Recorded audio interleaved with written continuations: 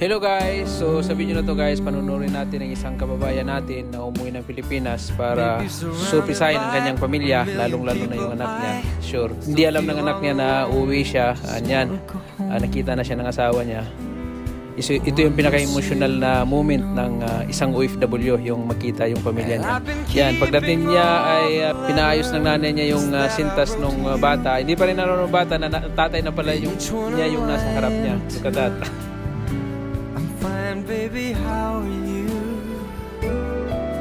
Well, I would send them, but I know that it's just not enough. So yan, umalis. So yung mga kapat, hindi siya sigurado tatay pala niya yun hanggang nagpakita yung tata niya, tinanggal yung mask niya. Yan, confirm na tatay pala niya. So